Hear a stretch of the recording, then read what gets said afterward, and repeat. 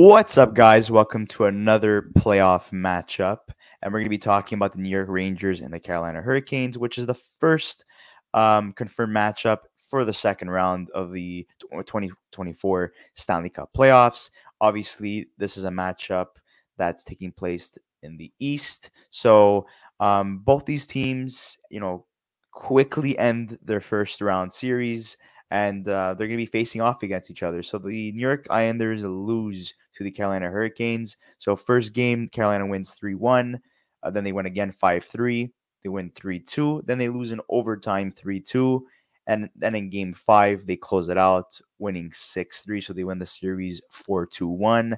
And then the Washington Capitals lose to the New York Rangers. They get swept in 4 games.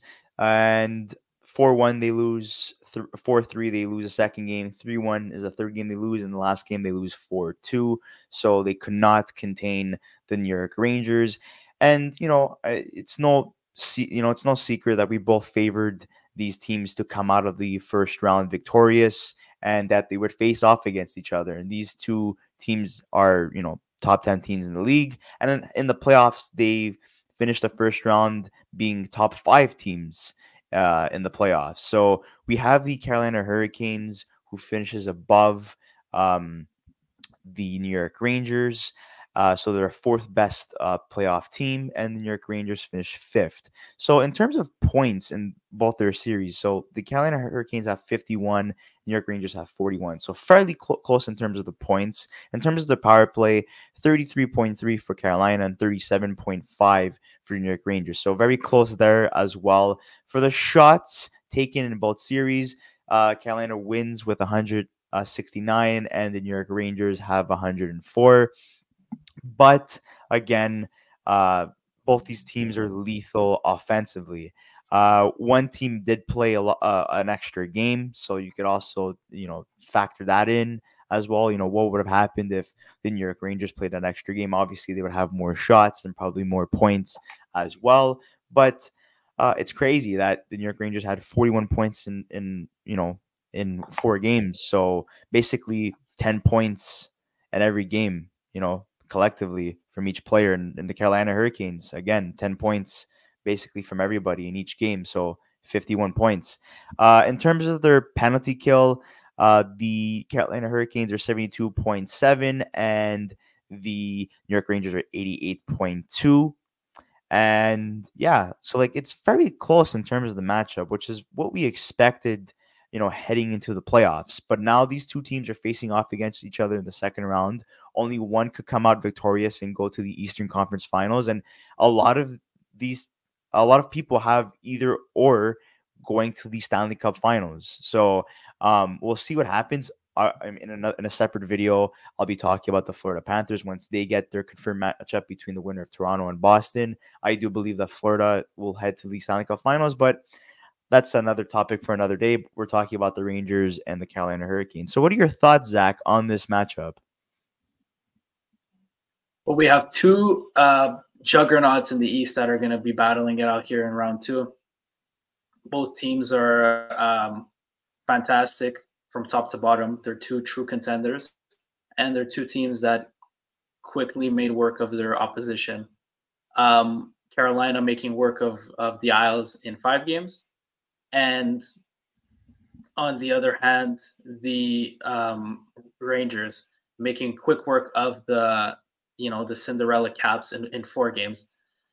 I'll start with Carolina. So Carolina is a team that, because of Freddie Anderson's absence for a majority of part of the year, relied on Kochetkov. And, Freddie Anderson came back for the last 13 games, I believe, of the regular season. He came back, he played fantastic, and he carried on that form into the first round of the playoffs. We point to game 5, where Carolina won 6-3 in that game. It was a tough start to the game for Freddie Anderson.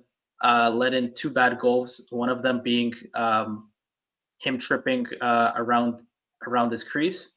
And basically, the Caps having an open net to pot the puck in. That tied up the game. This is second period. Third period, Carolina completely bounced back and ended up winning this game 6-3. That has been the story of Carolina this season and in this playoff series especially. They're a team that is now learned over time to become resilient. They don't seem phased at any point of the game, regardless of the score. They're just going to do their thing, and whenever they need to get to work to either close out a game or get a tying goal, they could do it, and they have the personnel to do it. Because what was the knock on Carolina last year? Well, first of all, they didn't have Svechnikov in the playoffs. They've had him in this series. He was fantastic, but elite scorer. They get Jay Gensel. Jay Gensel has been great since he's been a Carolina Hurricane. In that, they haven't gotten, last year it was Ronta in the playoffs. He was good at times, or times he wasn't. He was limited. This year, right now, it looks like Freddie Anderson is fresh, and it looks like he's playing great. So if those two components are additions to what they were able to offer last year, and just based on the fact that this team has so much depth, I know we spoke about it in our Series 1 video. This team from top to bottom has so much depth. They have 14 forwards who could crack any lineup in the NHL. This team is legit. And with Ron Brindamore as their head coach, this team is legit. And the Rangers also look like a team that is legit. The Rangers fans should be very happy based on the fact that they went past, not that they went past round 1 this year, but that they got a matchup like the Washington Capitals, and they weren't put into the test too early, because this is what they need. The Washington Capitals. I know I'll probably get flamed in the comments, but this is not a playoff team. They were minus 38 goal differential. Yes, they made it. They got the wins they had to get, but this is the perfect warm up for the Rangers. I know Lindgren was great in the series, but winning 4 games to zip in pretty convincing fashion is what we would have all expected, and that's what happened. But the Rangers get that monkey off the back, and now they have a real test against the Hurricanes here. My bet is that this series, I'll pass it back over to you in a moment, but my best bet is that this series is going to at least go 6 games. I think there's a higher probability that it goes into 7, though. Yeah, I totally agree with that. 6 to 7 games. I'm leaning more towards 7, like you said. And you mentioned the goaltending. Freddie Anderson finished 7th in best save percentage after the first round. He had a .912, and Shesterkin finished 3rd with a .931. So obviously Shesterkin finishes in the top 3 in terms of save percentage, but even though Freddie's finishing 7th in this category, does not mean that he's going to be completely outclassed by Shesterkin. It's still fairly close. Also, the fact that he played an extra game obviously, deteriorates his numbers a little bit. But an interesting thing that I would like to mention is that Freddie Anderson did face a lot more shots. He's 5th in most shots faced. So he faced 137. So it's only normal that, he's obviously going to let in a little bit more compared to Shesterkin. Shesterkin only faced 101 shots. So he only faced 100 shots. So, which, is expected when you're facing, like you said, a non-playoff team in the Washington Capitals. And New York Islanders were a convincing team towards the end that, okay, they deserve to be in the playoffs. It's just, they got outmatched by the Carolina Hurricanes, but they fought a good battle, and it was fairly close in every single game.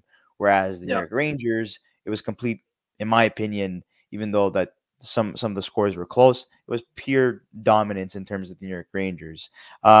Another interesting thing I would like to mention as well is that the goals against average, Shesterkin finished 3rd with a 1.75, and Anderson finished with a 2.25. So yes, if you look at the playoff categories right now, Shesterkin is leading when comparing him to Freddie Anderson, but this is going to be a fantastic goaltending duo. Both these goalies have been red hot, and I think they're going to be playing their A game, and knowing that you have 2 guys you can rely on to make key saves, you're going to get that on both ends of the ice. For me, we're just looking at, the firepower and how strong will these teams play defensively. Is it going to be one of those matchups where we're going to see high scoring or a lot more shots being taken because, they have offensive weapons like Zibanejad, Trocheck, Lafreniere, Kreider, Panarin, and Adam Fox in terms of the New York Rangers. And then for the Carolina Hurricanes, you have Seth Jarvis, who's 10th in playoff points with 7 in 5 games. You have Nikash, Svechnikov, like you mentioned. He's a key factor because he wasn't their last playoff run. He's there. You have Jake Gensel and Kuznetsov, who they added at the deadline, who have 4 points in 5 games. They've been playing fantastic hockey. Teuvo Teravainen finding consistency. And you have a guy that had a great playoff run last year, Stefan Noesen, who again shows that he's a playoff player. Depth scoring is key. The thing that kind of disappointed me is that Sebastian Aho only had 3 points in 5 games. So I'm expecting a bounce back from him, and also Brent Burns, 2 points in 5 games. Obviously, it's amazing that you have other players stepping up to the plate, and most of them are key factors on this team that are stepping up. But when it's a juggernaut battle, like you mentioned, you're gonna need Aho and Burns at their best. Burns is pivotal on their defensive end in terms of their offensive defenseman, and in terms of Aho, all around, I would say he's their best player. So I would expect them to play a lot better. And in terms of the New York Rangers, I would say that Adam Fox would have to step it up as well. Only 2 points in 4 games. They heavily relied on their offense to get the job done. But I would like to see more of their defense. It's nice seeing Eric Gustafsson and Jacob Trouba, pitching it offensively. But even Kanye Miller, another guy, and I understand, defense don't always have to get you points, but these guys have the ability offensively to help out, and get more points.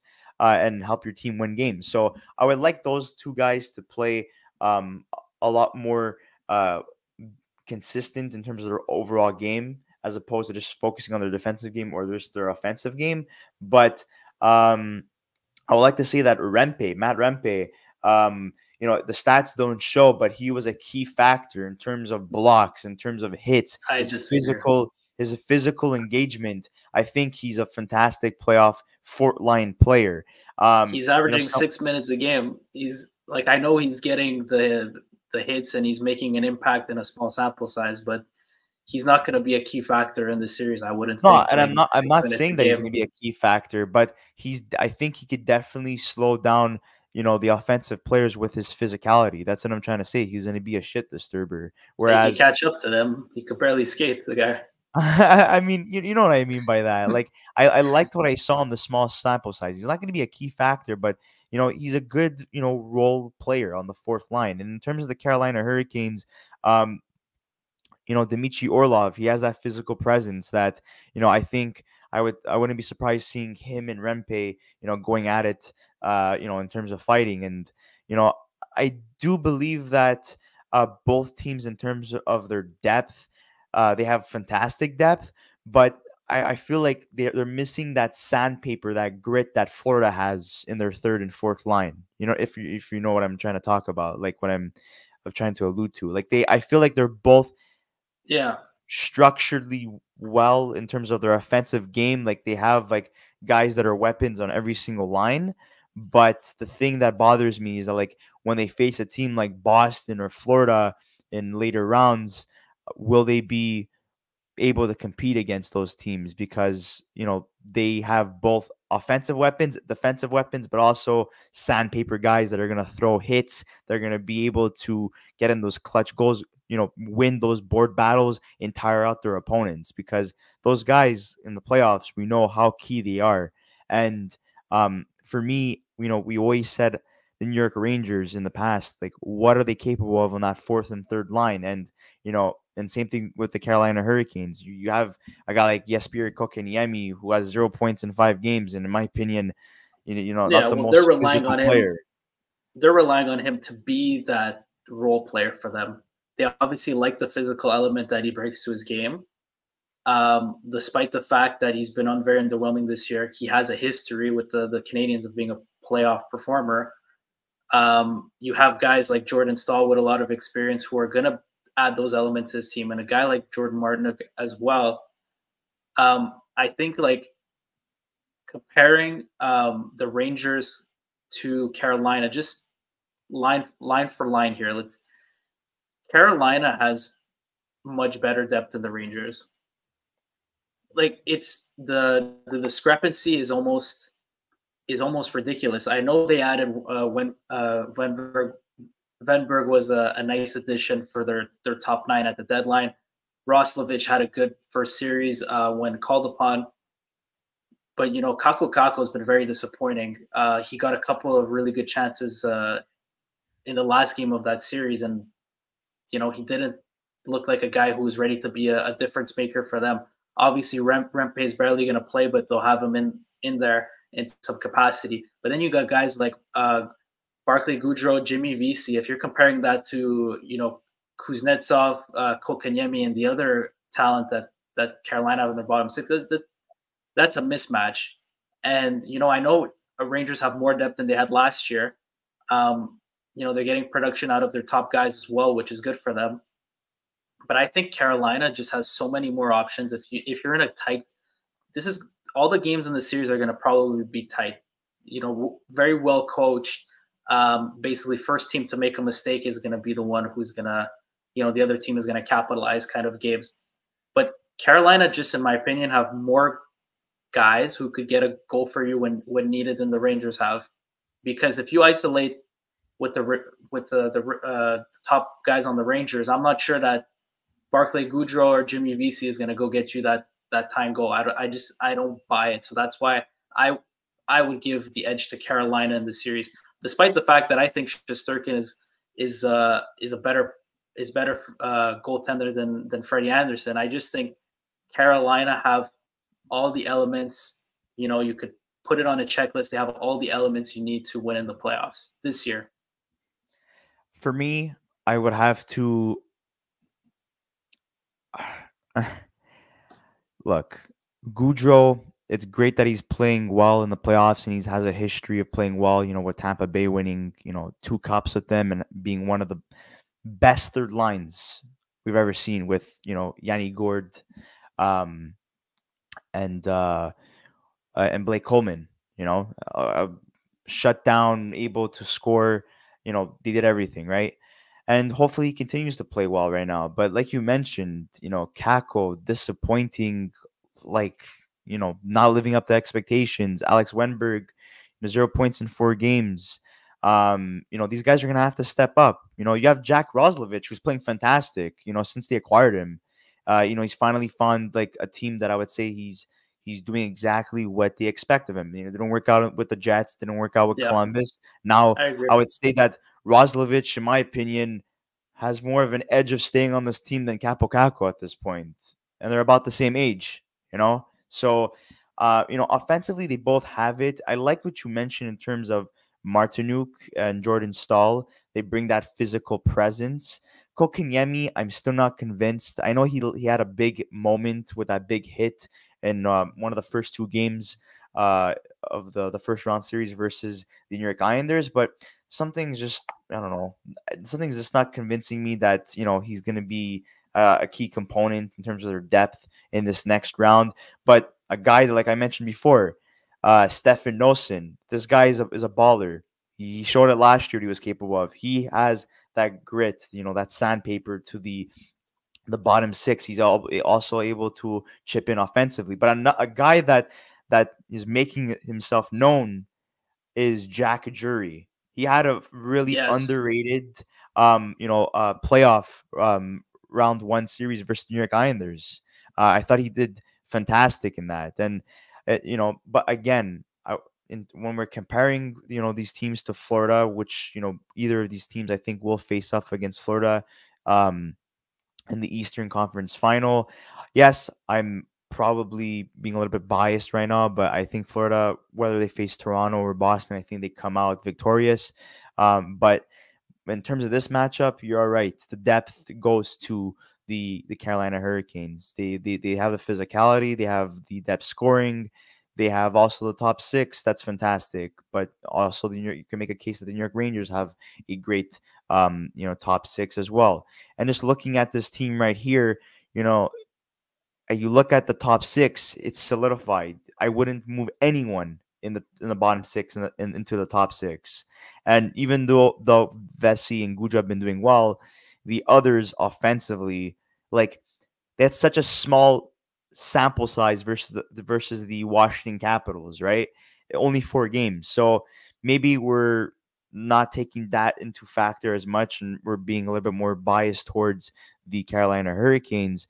But what we saw in 5 games compared to the 4 games that the New York Rangers played, I don't know. We saw more of a complete game. We saw Yeah. what everyone was capable of doing on every single line, even defensively, even though there was some guys that were a little bit underwhelming. It doesn't matter. Other guys stepped up. And looking at their team defensively, like, for me, this is more of an offensive-minded decor. As like Eric Gustafsson, we know he's a guy that excels when you give him power play minutes. When you put him in an Yeah. offensive scenario, he excels. When Adam Fox was out, they put him on the power play, he excelled. Jacob Trouba, he's good on both ends of the ice.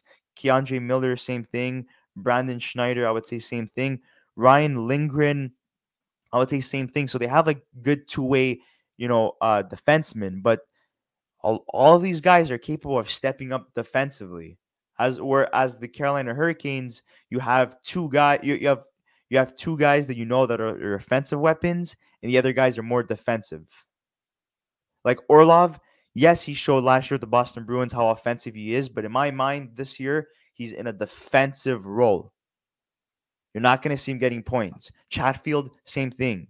Tony DeAngelo, obviously he's more of an offensive player. He's not the best defensively.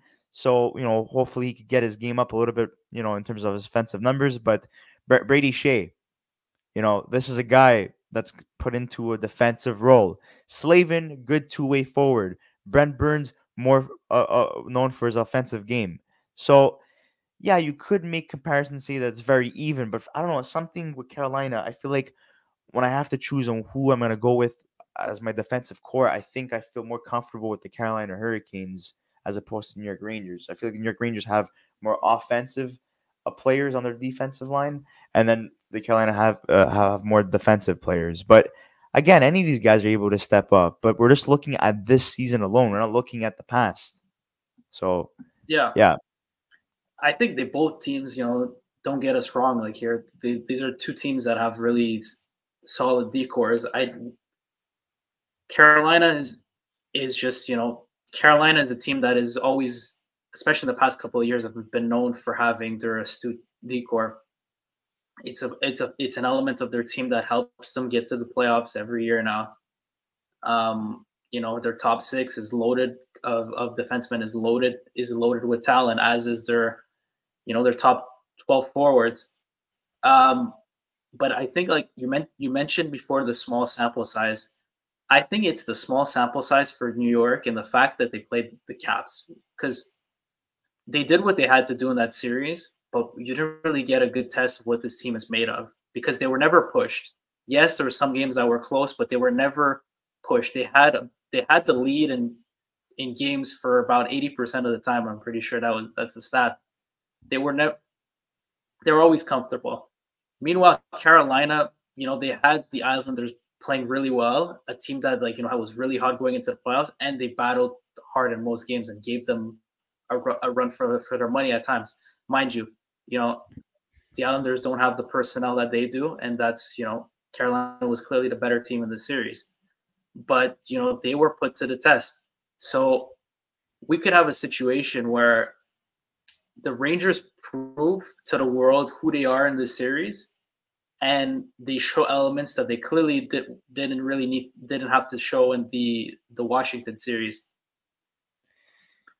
Look, Yeah, the Rangers, they're a team that are desperate to get it done this year because their core is not going to get any younger, and already their core is very expensive. Kreider's on that long-term deal. Panarin signed as a free agent. Those X amount of years back.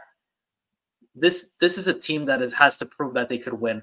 I think if they miss out on the conference finals this year, their season is clearly a disappointment. They want to prove that they could take the next step. I think it's been mentioned by members of that organization how important this year is for them. They have a lot of the components, but I just think Carolina is better.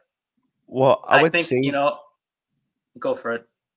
Yeah, I was just gonna chime in and say, I think both these teams have a lot to lose. I think whether the Carolina Hurricanes win or the New York Rangers win, the loser in either scenario is gonna deal with a lot of repercussions.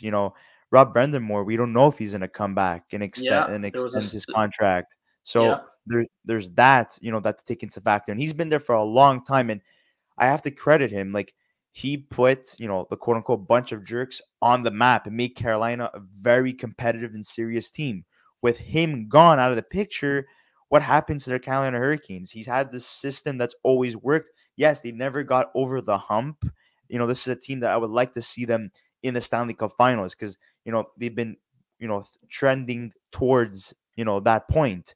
And when you're having Kuznetsov on the fourth line, that's when your depth in terms of the center position is the best it's ever going to be.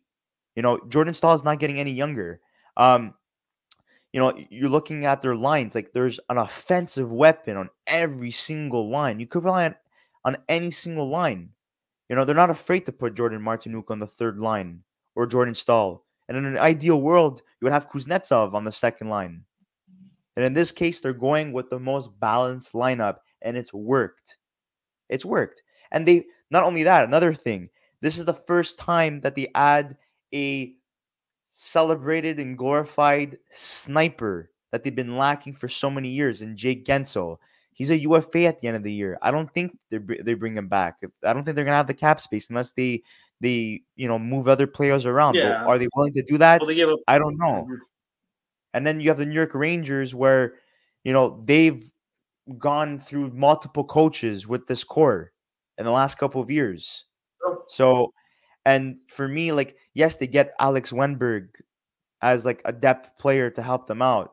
And Roslovic at one point, was considered depth when they acquired him, but he found himself in the top 6, and basically is the player what they hoped Blake Wheeler would be before he got injured.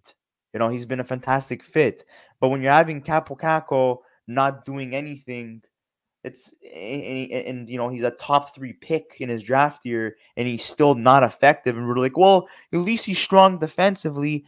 No, we need this guy. They want this guy to be a 30-goal scorer. They drafted him as the 3rd overall pick. Let's not dump down our expectations on the player. He failed to meet his expectations. He's a 24-year-old player to date. He hasn't met his expectation. I think he's maybe hit 20 goals once, or if he got close to that mark, I'm not so sure on that, but he hasn't been the guy they need him to be. But even in this series, it's going to be, this is going to be Alexis Lafreniere's coming out party, if there ever will be. He's got to show that he could help. Zibanejad's a dog. You know what you're going to get out of him. He's a star in this league. Trocheck, Panarin, those veterans, Kreider as well, legend for this organization. You know what you're going to get out of those guys, but to show that they're going to go over the hump, Lafreniere's got to show that he could hang with the top guys and show that he could take the next step as well. I know he had a career regular season, but he's got to take his game to the next level. If this team is going to compete with the other juggernauts and really add more element to their offense, he's going to have to be that guy as well. And Wenberg getting no points in the first series is unacceptable as well. He's going to have to step it up, because this, like I mentioned, this is a team that their bottom 6 is not as equipped as Carolina's, and they're going to have to really step up in this series for the Rangers to have a chance here. Like, I would say that the biggest problem last year they were saying was their fourth line, right? And this year I would say, with Matt Rempe and Will Cooley, it helps them. It's definitely better in their bottom six. But I think the thing that we're not talking about here is that if they get Filipino back, then we're having a different conversation. Filipino makes this team so much better. And then I would say I feel more comfortable putting a guy like Barkley Goudreau or Wenberg to the side and making Hito the third line center, or maybe even the second line center, bringing down Vincent Trocheck. But I think Trocheck and Panarin work. Lafreniere, he's been great in the season. And we saw that he was doing well in the playoffs as well. We need to continue to see that. He's been very consistent this year. It needs to continue. The deeper you go, you need to show your consistency. But as of right now, without Philip Hedl, they like you said, they haven't been tested yet they weren't tested by the Washington Capitals. They took a seat back and they just did what they had to do. They were too strong and they got the job done. But I do believe that the New York Islanders did test the Carolina Hurricanes. And it was, even though it was a 5-game series, it was very close. New York Islanders never backed down. Yeah. Even though Eli Sorokin was very underwhelming and he only had one game under his belt. And he got pulled at 1.2. And Varlamov, the guy who's 36 years old, was getting the starts. That was not ideal. But they still managed to keep it close every single game. Carolina was tested, and we saw what they were capable of doing overall. New York Rangers haven't been tested yet. And sometimes that is not good when you're heading into the next round. And we've seen that in the past. When a team is not tested, they go in thinking, oh, it's going to be a walk in the park because we swept the other team. And then they get a reality check, and it's too late, and they're having a hard time. They're scrambling. They're eliminated. So Carolina started the playoffs, being tested. The New York Rangers weren't. And in terms of my full analysis, goaltending, I would say even, top six, even, bottom six goes to Carolina. And in terms of defense, it's very, very close, but I would have to give a slight edge to the Carolina Hurricanes. And I say they take it in 7 games. If Filipino comes back and the bottom six proves me wrong, then I do believe that the New York Rangers could win this series. But at the end of the day, I think the Carolina Hurricanes are more complete. Yes, I'm not going to knock down the New York Rangers. They did win the President's Trophy. And we all know the whole thing with the President's Trophy curse. So I wouldn't be surprised. So I would bet my money that the President's Trophy curse is a real thing. And the Carolina Hurricanes are going to prove that once again by beating them in 7 games. Yeah, that's fair. And just news on Hito. He's been practicing and rotating in between lines. So he should be a player that I would assume would be back at some point during round 2. And he needs to like be. You said, he needs to be.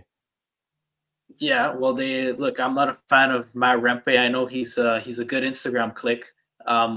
Is he a good hockey player? Probably not, but he's very popular among the fans. But I just don't think having that guy in your lineup, especially in this series consistently, is going to do them any favors. For my prediction, I say Carolina are going to win this one in 7.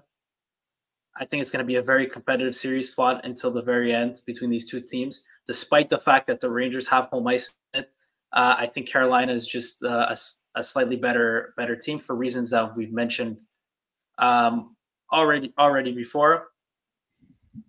And yeah, I think Carolina is a team in my mind that is destined to go to the Stanley Cup Finals this year. I know you're on the Florida wagon. I'm very much on the Carolina wagon this year. I have them going to the finals in my bracket. I think they have so many elements. They're well coached. This is a team that, if you need a goal, if you need to protect the lead, if you need to get score in bunches, they could do it. They could do basically anything, and were great on special teams in the first series against the Islanders. That's good going into this series. So yeah, Carolina is definitely my pick. Look, guys, and one last thing before we end this video. the deeper it gets in the playoffs, it's gonna be harder to decide who wins the series because both these teams have gone so far, so they're both deserving. So at the end of the day, this is just our opinion and what we believe when we look at advanced analytics, when we watch the games, and we do believe that the Carolina Hurricanes are going to win in 7. But does that mean that the New York Rangers are bad? Are we saying that they're going to get swept? No, we're not saying that. They're going to put up a good fight, but based off our analysis, which could either be wrong or right, we believe that the Carolina Hurricanes would win this. But we'd like to hear from both fan bases, Carolina and New York Rangers. Do you think this is going to be a long series? Do you think we're going to be, surprised and this is going to be a shorter series than we anticipated? I'd like to hear your thoughts in the comment section below. Make sure to write who you think the MVP of each team will be, which players need to step up in this series in order for each team to get over the hump and go to the Eastern Conference Finals. We'd like to hear your thoughts. Make sure to like this video, subscribe to our channel if you haven't already, and we'll see you on the next episode of the Young Guns Podcast. Thank you so much, guys, for watching.